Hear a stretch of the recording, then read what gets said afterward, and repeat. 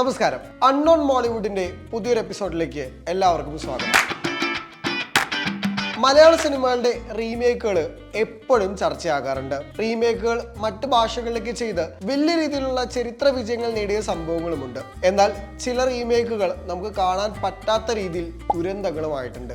പക്ഷേ മലയാള സിനിമയിലേക്ക് ചെയ്തിട്ടുള്ള റീമേക്കുകളെ കുറിച്ചിട്ട് അങ്ങനെ ആദ്യം പറഞ്ഞു കേൾക്കാറില്ല. കാരണം ഒരുപക്ഷെ അത് അറിയാതെ ചെയ്ത റീമേക്കോ അല്ലെങ്കിൽ ഒരു അൺഒഫീഷ്യൽ അഡാപ്റ്റേഷനോ ഒക്കെ ആണെങ്കിൽ അധികം അങ്ങനെ മാർക്കറ്റ് ചെയ്യപ്പെടാറുമില്ല.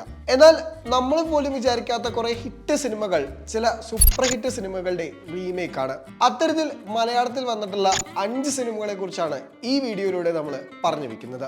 ഈ ലിസ്റ്റിലെ ആദ്യത്തെ ചിത്രം ചില ആരാധകരെയെങ്കിലും ഒന്നെങ്കിലും സർപ്രൈസ് ആക്കും. ശ്രീകൃഷ്ണപുരത്തെ നക്ഷത്രത്തിളക്കം എന്ന ചിത്രത്തെ കുറിച്ചാണ് പറഞ്ഞു വരുന്നത്. നമുക്കറിയാം, ഇന്നും TV-യിലടക്കം വലിയ രീതിയിൽ റിപ്പീറ്റ് വാല്യൂ ഉള്ള ചിത്രങ്ങളിൽ ഒന്നാണ് ശ്രീകൃഷ്ണപുരത്തെ നക്ഷത്രത്തിളക്കം. മാത്രമല്ല, മലയാള സിനിമയിൽ ചെയ്തതിൽ വെച്ചിട്ട് അല്ലെങ്കിൽ സംഭവിച്ചതിൽ വെച്ചിട്ട് ഏറ്റവും മികച്ച എന്റർടൈനിങ് സിനിമകൾ ഒന്നുകൂടിയാണത്. കാര്യമായിട്ടുള്ള വില്ലനിസങ്ങളൊന്നും ഇല്ലാതെ ഒരു ലൈറ്റ് വാച്ച് ആയിട്ട് എപ്പോൾ വേണമെങ്കിലും കാണാൻ പറ്റുന്ന ചിത്രം 1967 പുറത്തിറങ്ങിയ ഭാമ വിജയം എന്ന ചിത്രത്തിന്റെ ഒഫീഷ്യൽ റീമേക്ക് ആണ്.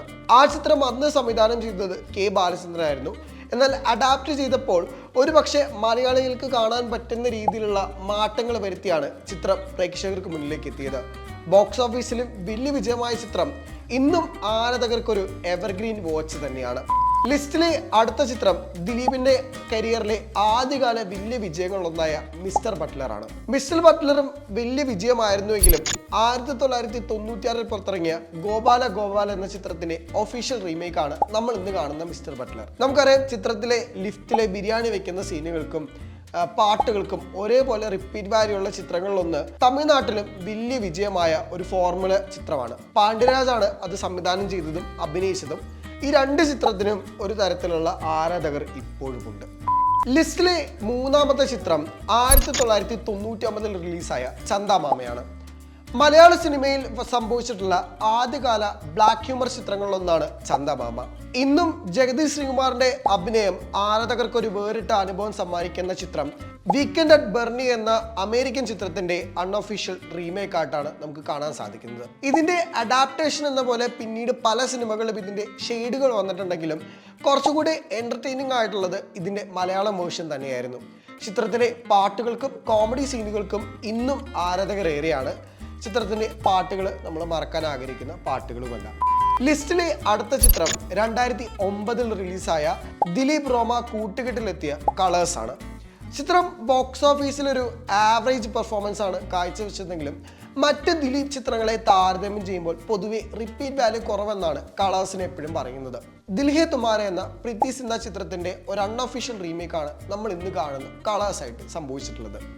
ലിസ്റ്റിലെ 5ാമത്തെ ചിത്രം ബോക്സ് ഓഫീസിൽ അടക്കം ചരിത്ര വിജയം നേടിയ മലയാള ചിത്രങ്ങളിൽ ഒന്നാണ്. ദിലീപ് കുഞ്ചാക്കോവൻ കൂട്ടുകെട്ടിലെത്തിയ ദോസ്താണ് ആ ചിത്രം. ചിത്രത്തിലെ പാട്ടുകൾക്കും സീനുകൾക്കും ഒരേപോലെ ഇന്നും ആരാധകരേറെയാണ്. ദിലീപിന്റെ കരിയറിലെ ആദ്യകാല സീരിയസ് വേഷങ്ങളിൽ ഒന്നായിരുന്നു ദോസ്തിൽ സംഭവിച്ചത്. ആ ട്രാൻസ്ഫോർമേഷൻ സീനിന് ഇന്നും ആരാധകരേറെയാണ്. എന്നാൽ ദോസ്ത് എന്ന ചിത്രം പ്രശാന്ത് സിമ്രൻ ജോഡിയുടെ കണ്ടന്റെ ടൂണ്ടിനാൽ എന്ന ചിത്രത്തിന്റെ ഒരു ഒഫീഷ്യൽ റീമേക്ക് ആയിട്ടാണ് നമുക്ക് കാണാൻ സാധിക്കുന്നത്. തമിഴ്നാട്ടിലും ആ ചിത്രം ബോക്സ് ഓഫീസിൽ ചരിത്ര വിജയമാണ് നേടിയത്. ചിത്രം ഒരു കൾട്ട് ക്ലാസിക് സിനിമയായിട്ടാണ് തമിഴ്നാട്ടിൽ പറയുന്നത്.